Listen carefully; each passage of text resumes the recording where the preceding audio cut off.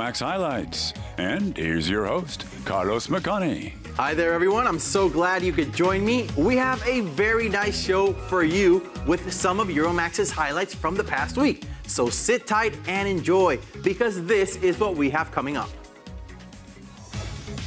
Good-looking British celebrity makeup artist Lisa Eldridge is popular on YouTube. Fine dining. We visit the best restaurant in the world in the Italian city of Modena. Iconic building, a church in Leipzig, is nominated for a leading architecture award. The history and evolution of makeup is quite an interesting story. Some ladies love it so much that they won't even step out of their homes unless they are completely fixed up. But in some cultures, it has been the alpha male or the strongest warrior who wore extravagant face paintings. Lisa Eldridge is a makeup artist who has worked with some of the biggest Hollywood stars. Most recently, she published this book about the history of makeup. Let's get to know Lisa and find out more.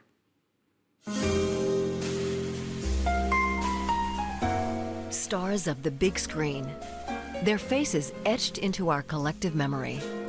A perfect stroke of eyeliner, luscious red lips.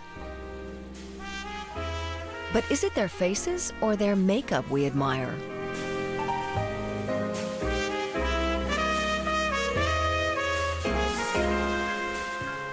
Can makeup transform an ordinary person into a star? Often people say to me, oh, you must be so starstruck, you know, when you've made up these big A-listers. And I always say, well, when I arrive, they're in a robe and they have wet hair and no makeup and they're a bit tired. So it's not the person, the iconic person. It's just a real person that you're making up. And then sometimes I have a moment where we've done the hair, we've done the makeup, they've put the dress on, they've put the jewels on, they've put the high heels on, and they're about to go on the red carpet. And then you're like, ah, now it's that person. So it is, you know, the whole hair and makeup thing, and particularly makeup, I think really changes a face.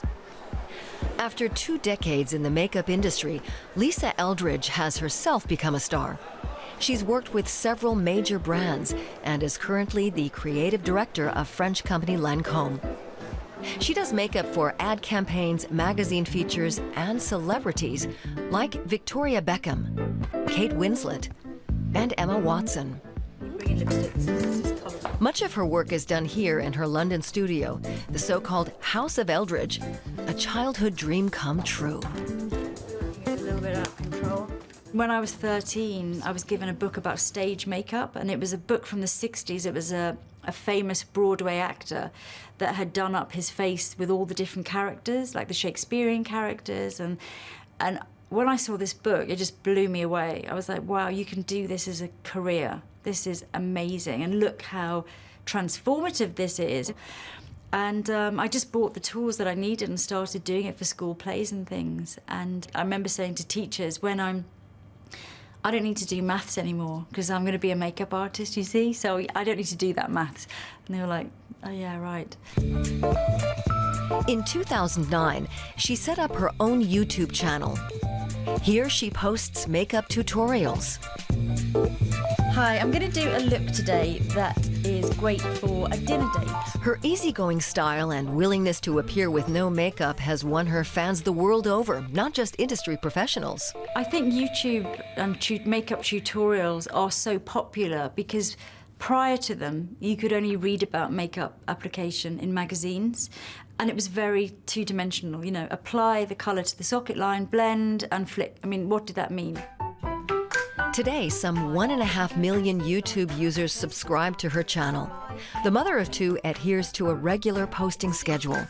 Her videos feature a variety of looks and receive millions of hits. So there you go. You know, I've always worked for big brands and had big budgets to make, you know, things look very smoke and mirrors world where it's not really real. And then you have these girls that were essentially consumers in their bedroom saying, well, this advert said it makes your eyelashes look 3 times longer, but actually, look, this is how it worked on me. And I thought, wow, isn't that so punk? Lisa Eldridge is especially interested in vintage makeup. She says makeup can reveal a lot about a particular time in history, something she explores in her first book, Face Paint. Right from the beginning of humanity, makeup's been around. I mean, originally it was for protection, it was for tribal allegiance, you know, scaring off the opposition. It was also very much part of rituals. Face Paint has recently been released in German.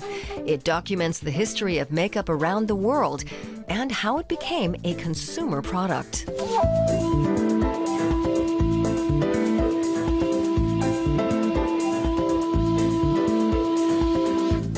Social media in general has had a huge impact on makeup.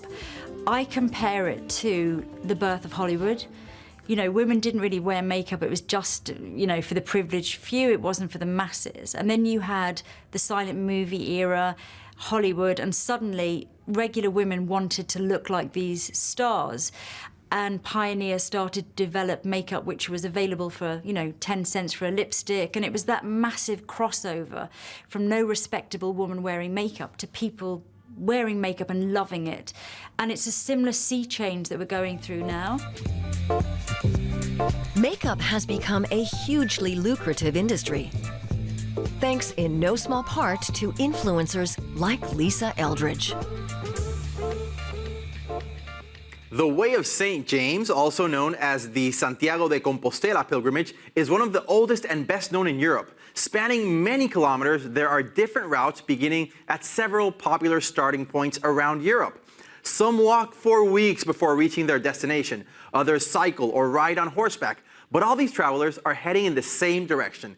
The objective is to reach the cathedral in the town of Santiago de Compostela in northwestern Spain. Even though it initially was a religious journey of sacrifice and penance for Christians, it has evolved into a spiritual expedition of self-discovery. We have come to the province of León in northwestern Spain.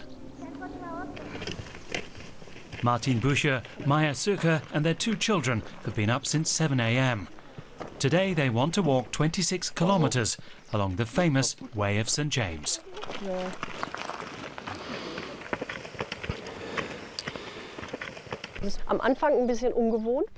At first it's unusual, but you get used to it and everything seems to slow down. Stress at work or around the house grinds people down. But here, it's peaceful and quiet. This path puts you under its spell. Everyone's headed in the same direction. You don't see that often in life. The Camino is the final stretch of the Way of St. James, a European pilgrimage network. Scallops symbolize the routes and keep pilgrims on track to Santiago de Compostela, the destination in western Galicia. That's where Martin, Maya and their daughters are headed, walking 300 kilometers in 3 weeks at temperatures of 35 degrees Celsius in the shade is a challenging experience, but it's also liberating. On the Camino, you realize that everything's not as hard as it may seem. Life can be a burden sometimes with work and all of that. You have plenty of time to think about yourself and your daily life because you have a break from it. The only burden you have is your backpack. Pilgrimages give people something they miss in everyday life. More than 250,000 people took the St. James's Way in 2015, almost 3 times as many as 10 years ago. The pilgrimage is a way to find life's real meaning. Stefan Albus has also walked the Way of St. James. He wrote a book about how a pilgrimage affects you and why so many people are going on them. We live in an age when the human being, the human personality, is becoming less and less important. Work is becoming more concentrated. You have to work more for the same money. Stress is increasing. More people have the feeling, my life is no longer about me. What can I do to change this? How can I find my feet again and feel like myself again? The foundation of the Way of St. James was laid 1,200 years ago, when the relics of the Apostle James were buried. Ever since, Christians have made the pilgrimage to Santiago to expiate their sins, but today the pilgrimage is less about formal religion. Auf dem Pilgerweg finden viele Leute zu sich selbst. Many people on the pilgrimage are seeking themselves. And self-knowledge is definitely a first step toward spirituality. If you set off on a path that people have been following for 1,000 years so that they can have spiritual experiences, then you feel an inner bond with these people. And joining others in a 1,000-year history is a great feeling. German entertainer Haber Kerkeling's 2006 bestseller, I'm Off Then, Losing and Finding Myself on the Camino de Santiago, described his own pilgrimage and triggered a boom. The book was later turned into a feature film. Ich komme alleine klar. Ich hab's kapiert.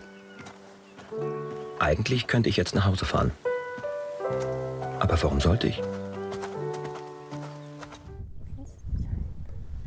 A necessary accessory is the pilgrimage passport.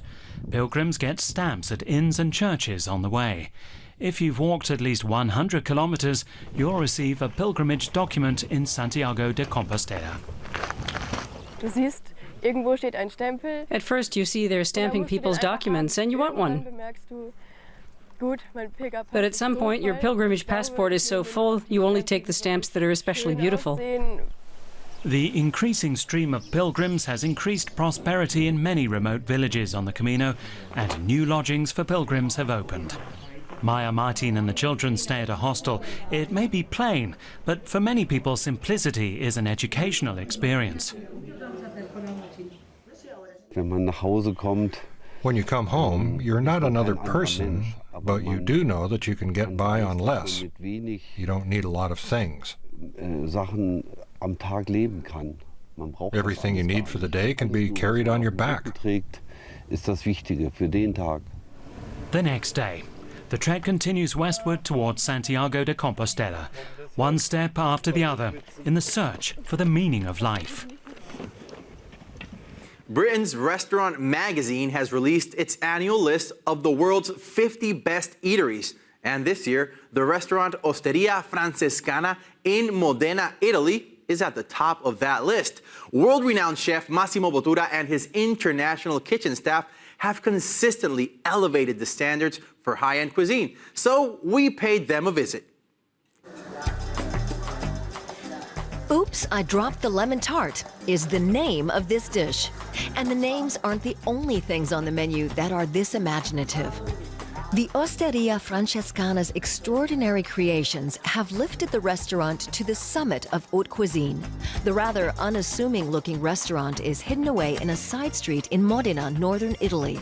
Now its master chef is a celebrity. 53-year-old Massimo Bottura has made it to the very top. It's very important for Modena, for Emilia-Romagna, and for Italy, I think.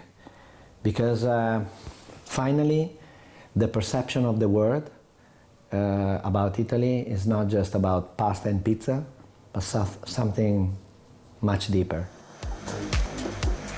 The restaurant combines traditional and regional ingredients in new interpretations. For instance, this fillet of sole in a tomato and olive sauce with capers and lemon zest. It's draped in salt paper, emphasizing Italy's close relationship with the Mediterranean. We compress into edible bites my passion. These passions are filtered by a contemporary mind, and we are sitting on centuries and centuries of history. So all this generates a cuisine that look at our past in a critical way, not in a nostalgic one, to bring the best from the past into the future. Bottura is assisted by a kitchen staff of 13. They came from Peru, Japan, Canada, Mexico, and elsewhere to Modena to create some of the world's tastiest dishes. Now their efforts have been rewarded. Britain's restaurant magazine has named the Osteria Francesca the best restaurant on earth. David Di Fabio is Bottura's right-hand man. He's been with the chef for 11 years now. We saw all the process of the restaurant to become #1. So we are very deep inside of this. So we are so proud, and we are lucky because I think it's once in a lifetime, this chance. The Osteria Francescana seats only about 30 patrons at its 10 tables, which are all reserved months in advance. The lowest priced set menu runs at about 150 euros. Diners come here for the culinary experience. Cameras would only distract from that experience, so they're not allowed. The staff remains loyal to its restaurant, and that's now paid off.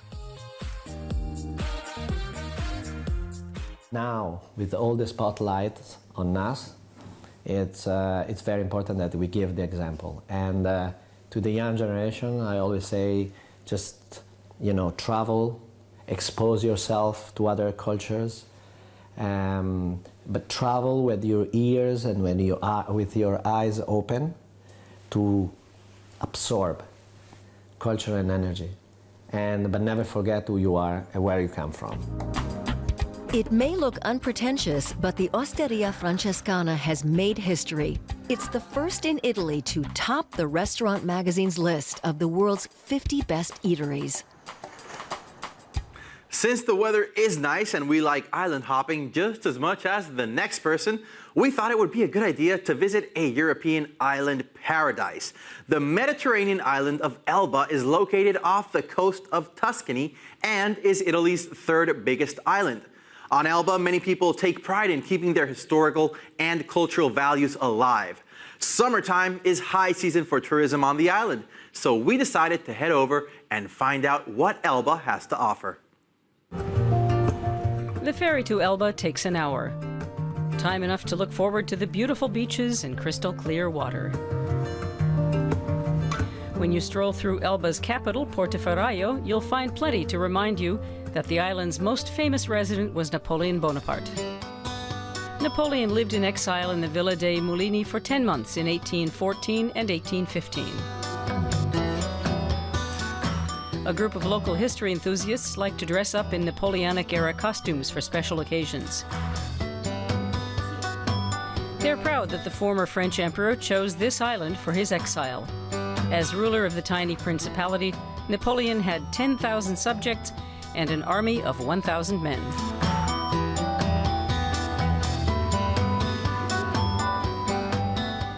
In the few months that he was here, Napoleon managed to give the capital city, Portoferraio, an administrative structure and to unite the island as his little empire.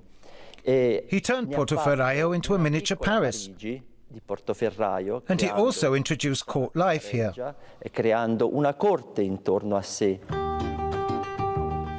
In 1815, Napoleon returned to France and tried to re-establish himself. That ended at Waterloo. Today, most visitors to the island are vacationers. Elba has large beaches, but also many small coves, accessible only by boat or long hikes. The island has about 200 beaches, no two of them alike. If you're lucky, you might find one just for yourself.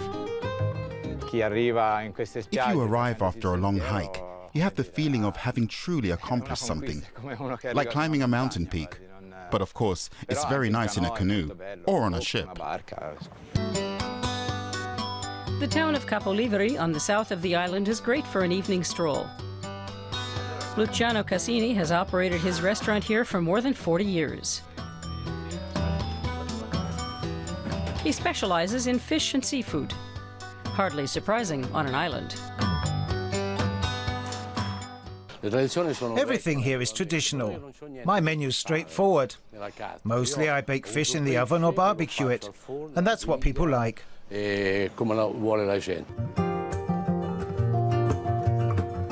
After the heat of a summer day, the cooler evening hours are a pleasure on Elba.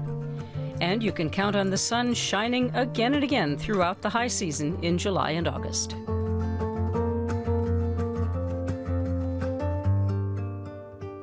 Attendance numbers at church services have been dropping steadily over the years. This is why many churches are being repurposed as art galleries, libraries, luxury housing, office space, and even restaurants. So it was surprising to hear about a newly built church in the eastern German city of Leipzig. But it's more than just an ordinary church. The unusual structure was nominated for the World Architecture Festival. We wanted to find out why. Let's see. A 50-meter tall steeple rises at the edge of Leipzig's Old Town. It belongs to the Catholic Church of Saint Trinitatis. It's the creation of architect Benedikt Schulz. He and his brother designed and directed the project. New churches are a rarity in today's inner cities. Schulz believes that may have something to do with its nomination for the World Architecture Festival. It's a blessing and a curse. It's in the middle of town. It reaches out to people very directly. But it also has to let people withdraw from the city. And that's the challenge. Construction took about 2 years. The architects intended it as a monument integrated into the surroundings. That's why the facade includes 1,000 tons of Rocklitz porphyry, a reddish igneous rock that occurs only in this region. It creates a link with the region and its traditions, one aspect the jury keeps an eye out for. This stone is used in Leipzig's public buildings too, the Grasse Museum and the Old Town Hall. But it's also used in the Wechselburg's Monastery Basilica, one of the cradles of Catholicism here. This is the first entirely new church to be built in eastern Germany since reunification. While most of Germany's parishes are struggling with declining membership, the Leipzig parish now numbers about 5,000. Provost Gregor Giele is hoping the new church will help bring in more. Through its architecture, the church extends an invitation to passers-by, who generally walk on quickly past. It's open spaces that lead inside, and the windows give the structure a great transparency. So the architecture says in several ways, come in, you're welcome, have a look.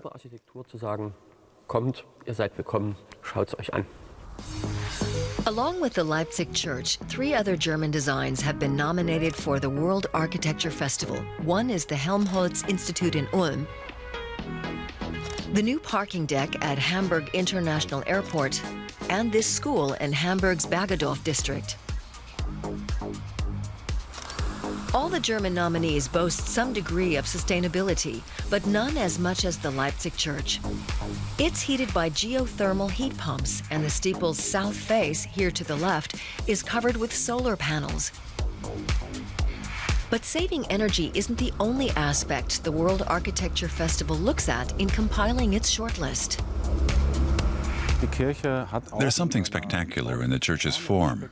The welcoming facade along the street, the facade's materials with their play of open and closed surfaces, and the way it stands in the urban space.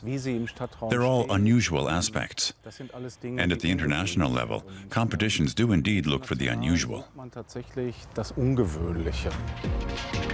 These designs nominated for the World Architecture Festival are also unusual, each in its own way.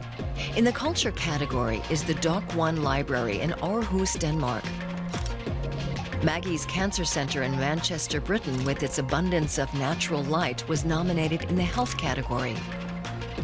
For the hotel and leisure category, it's the 4-star Hotel Nakara in southern France. They all have a good chance of being named World Building of the Year, just like the church in Leipzig. It could set an example for how to revive areas in other cities.